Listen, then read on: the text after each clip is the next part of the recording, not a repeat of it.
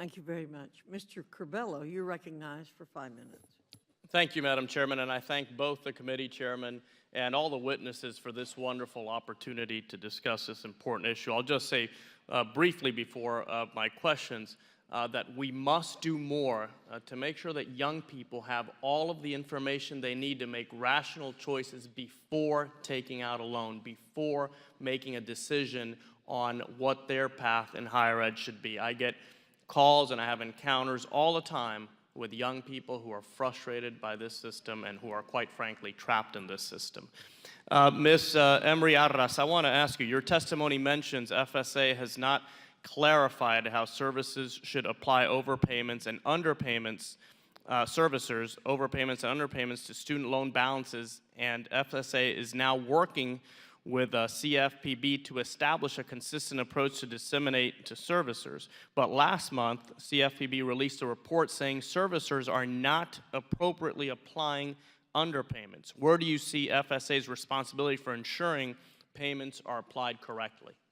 We believe that FSA needs to instruct servicers on how to officially apply underpayments and overpayments. They're operating in a vacuum right now. Some do it one way, some do it another way, and borrowers are treated differently. So we think the responsibility lies on FSA to come up with consistent guidance to have it be one single program. Mr. Runcie, would you like to respond to that? I agree with that, and what we want to do is, if we're going to make it uniform and create a standard, we want to make sure that we have the best practices and the best information, so we're working to make sure we get it right when we put it out there.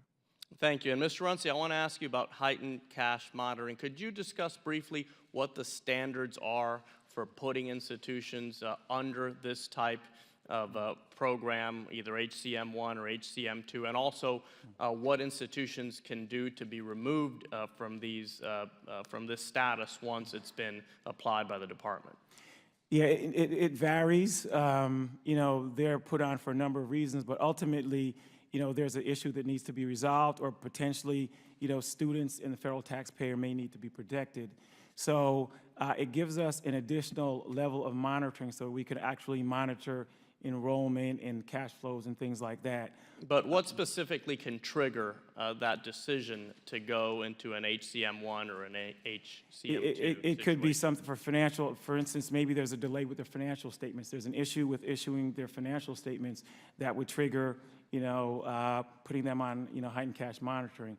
It could be something in a program review that comes out that we, you know, about the way they deal with, you know, return of Title IV. It could be a number of different things, and once it's triggered, you know, there's a heightened cash monitoring. So it's probably fair to say that the department has fairly broad discretion in terms of when to apply heightened cash management.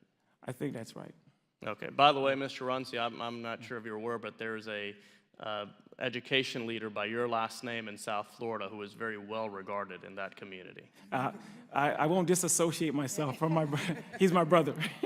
Thank you very much for being here today. Madam Chair, I yield back.